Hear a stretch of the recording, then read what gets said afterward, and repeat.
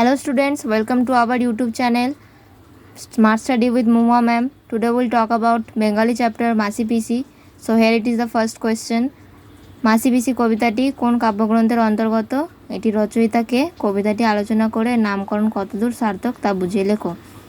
এর অ্যান্সার হবে জয় গোস্বামীর লেখা মাসি পিসি কবিতাটি পাগলি তোমার সঙ্গে কাব্যগ্রন্থের অন্তর্গত। এটি রচয়িতা জয় গোস্বামী। মায়ের বোনকে আমরা মাসি বা বাবার বোনকে পিসি বলে থাকি, কিন্তু সাধারণভাবে একটা বয়স্ক মহিলাদের রাস্তাঘাটে আমরা মাসি পিসি বলে থাকি। এরা আমাদের আপন নন, কিন্তু সম্মান নিয়ে আমরা মাসি পিসি বলে থাকি।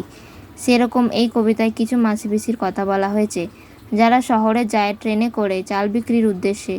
এতে যেমন তাদের সংসার চলে, তেমনি তাদের বিক্রি করা চালের ভাতকেই আমাদের পেট ভরে। এভাবেই মায়েদের মতো তারা কষ্ট করে ভোর রাতে উঠে কাপড় কাচে, তারপর সংসার চালানোর জন্য লালগোলা বা বনগা ট্রেন ধরে চাল নিয়ে এসে শহরে আসে। রাস্তায় অনেক ঝামেলায় পড়েন, তাদের কঠোর জীবনের সংগ্রামের চিত্র বর্ণনা করা হয়েছে এই কবিতায়। এই মহিলাদের জীবন সংগ্রামকে সম্মান দিয়ে তাদের মাসি পিসি বলে সম্বোধন করেছেন কবি, তাই এই কবিতার নাম সার্থক ও যথার্থ হয়েছে। সেকেন্ড কোয়েশ্চেন, ঘুমপাড়ানি মাসি পিসি ট্রেন ধরতে আসে, মাসি পিসিদের পরিচয় দাও, তারা কখন কেন ট্রেন ধরতে আসে তা বুঝিয়ে বলো।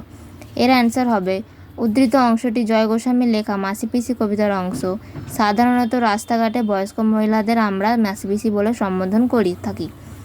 এরা উপার্জন করার উদ্দেশ্যে গ্রাম থেকে চাল নিয়ে শহরে আসে বিক্রি করার উদ্দেশ্যে। মাসি পিসিরা রাত থাকতে ঘুম থেকে উঠে ছাড়া কাপড় কাচে। বাড়িতে অনেকগুলো পেট, তাদের সবার মুখে হাসি ফোটাতে তারা লাল গোলা বা বনগা থেকে চাল কিনে শহরে নিয়ে আসে বিক্রির উদ্দেশ্যে।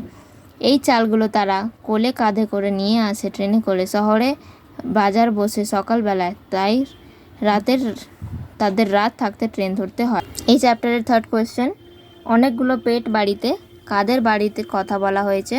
অনেকগুলো পেট হলেও তাদের উপার্জন কেমন, কিভাবে তারা উপার্জন করে তা বুঝিয়ে বলো। এর অ্যান্সার হবে উদ্ধৃত অংশটি জয় গোস্বামীর লেখা মাসি পিসি কবিতার অন্তর্গত। এখানে মাসি পিসিদের বাড়ির কথা বলা হয়েছে।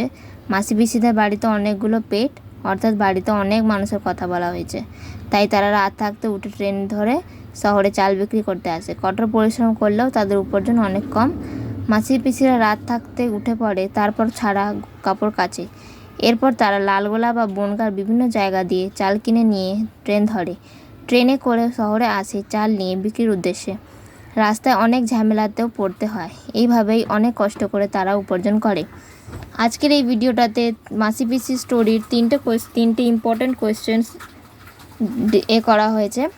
নেক্সট ভিডিওতে পার্ট 2তে আরও ইম্পর্ট্যান্ট কোয়েশ্চেন্সগুলো নিয়ে আলোচনা করা হবে। ভিডিওটি পছন্দ হলে লাইক করবেন, শেয়ার এবং কমেন্ট করতে পারেন, সাবস্ক্রাইব করবেন চ্যানেলটা। Thank you.